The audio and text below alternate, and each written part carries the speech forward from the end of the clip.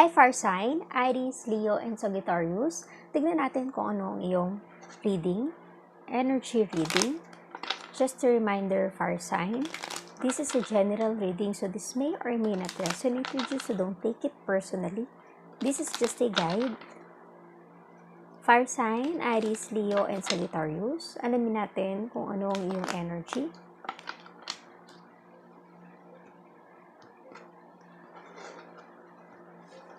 Fire Sign. You have 5 of Swords, the Emperor, Page of Swords, 8 of Pentacles, and Queen of Wands. There's a strong sign of Aries sa iyong energy, the Emperor. An air sign with swords, Gemini, Libra, Aquarius. An earth sign with Pentacles, Taurus, Virgo, and Capricorn. A fire sign with Wands, Aries, Leo, and Sagittarius. So, fire sign, I'm seeing here there's a competition. Tingin ko sa trabaho ito, kind of promotion. Maaring sa career mo ito. I'm seeing here you're trying to control the situation na makuha mo yung spot na ikaw yung magwagi. You're trying your very best na ikaw yung tanggapin, ikaw yung makuha sa posisyon na pinaglalabanan nyo. And in your energy, you are very passionate about this. Not just the position, but the eagerness to win. Diba? You're trying your very best para magwagi. Siguro at some point, syempre, respect ang makukuha mo kapag ikaw yung natanggap. Nakikita ko mataas ang posisyon or katungkulan na ibibigay sa'yo. This is, kung ikaw ang makakuha ng posisyon na yon, this is some kind of opportunity na mataas ang pagtingin nila sa'yo. Like the Emperor. Mataas ang respeto nila sa'yo. So, you're trying your very best para makuha mo yung posisyon na yun. Ano man ang mangyari, gagawa ka ng paraan para ikaw yung matanggap. Pero hindi sa negative na paraan. I'm seeing here, you will give extra effort to do everything. Kasi alam mo, gusto mo makuha to eh. You are very passionate about it. And alam mo sa sarili mo na i-deserve mo kung ano man itong posisyon na nais mo makuha. Page of Pentacles. 10 of Cups. 3 of Pentacles. Queen of Pentacles, and 6 of Swords. So there's a water sign involved with cups, Cancer, Scorpio, Pisces. You're taking this opportunity seriously. Kasi alam mo na ito yung magbibigay sa'yo ng chance na magkaroon ng magandang buhay para sa pamilya mo. May purpose ka. Kaya you're trying hard to do everything para ikaw yung matanggap. Kasi mahalaga to sa'yo. Mahalaga yung opportunity na ibibigay nito, na kasama nito. Kasi ito yung magbibigay ng hope, pag-asa sa pamilya mo. May responsibilities ka. May pamilya kang sarili or maaari yung immediate family mo para sa kanila. Kumbaga may purpose ka. Diba? You have 5 of Swords and Page of Pentacles. This new opportunity, you will not let this go. You're trying to consider to win this battle. Diba? Hindi mo to i-let go, hindi mo hahayaan na hindi mo ibibigay yung best mo para makuha itong posisyon na to. You have the Emperor and 10 of Cups kasi siguro ikaw ang breadwinner sa inyo.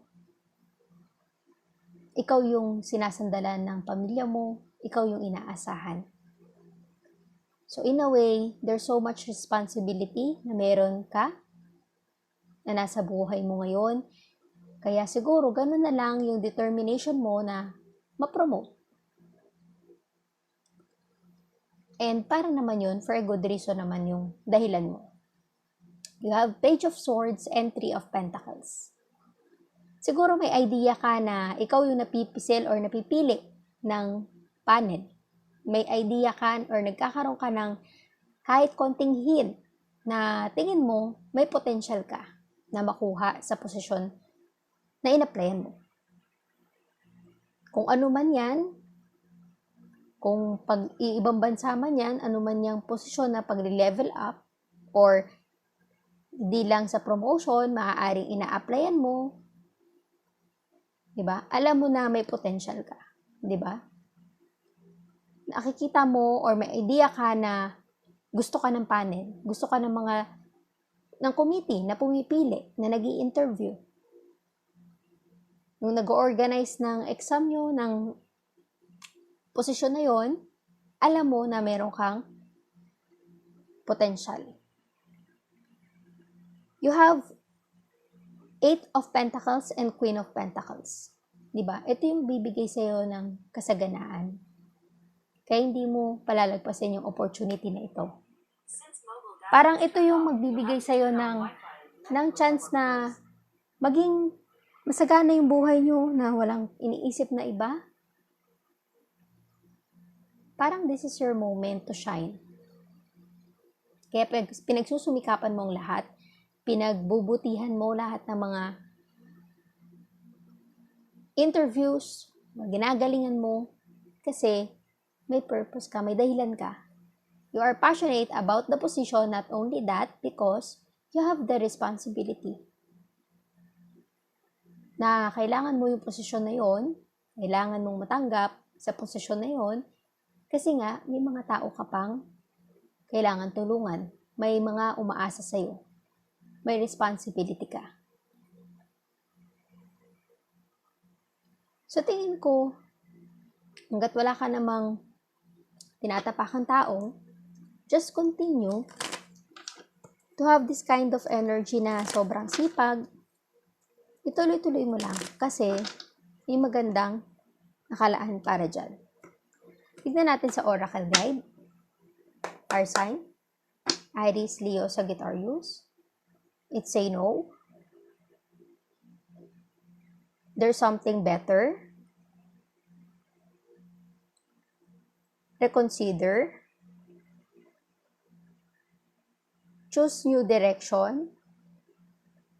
And there's a romance.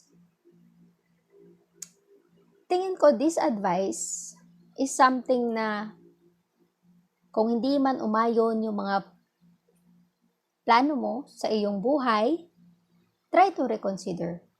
Don't lose hope. Diba? Kung hindi man ikaw ang matanggap sa posisyon na yon, don't lose hope. Diba? Choose a new direction. There's something better para sa'yo. Maybe hindi ito yung para sa'yo. Kung hindi ka man makuha, that's okay. Diba? Try to reconsider. Pero kung sakaling magtuloy-tuloy yung success mo in your life, there's a reason kung bakit nakuha mo itong bagay na ito, itong posisyon na ito. So, tignan natin ang may bibigay ng Oracle. Fire sign. Aries, Leo, Sagittarius.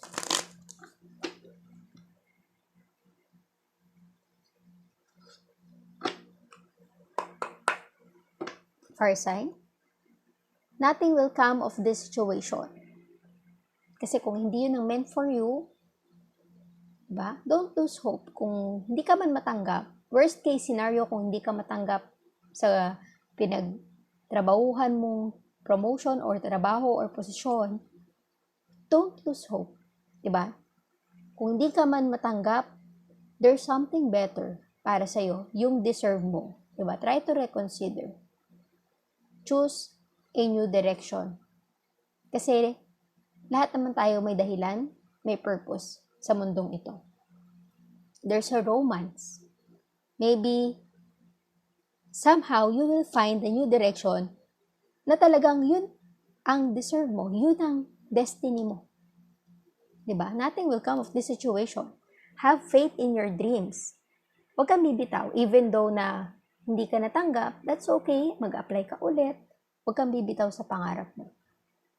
Kasi kung bibitaw ka at magpapakalugmok ka, walang mangyayari. Nothing will come of this situation. Talagang walang mangyayari sa buhay mo. Diba? You are very close to achieving your goal. Tiwala lang. Kahit ilang pang challenges ang dumaan sa buhay mo, ilang posisyon na hindi mo nakuha, that's okay. Apply lang na apply. Diba? You are very close to achieving your goal. Meaning to say, unti-unti ka nang nililid sa right direction na talagang nakalaan para sa'yo. The energy is gaining momentum.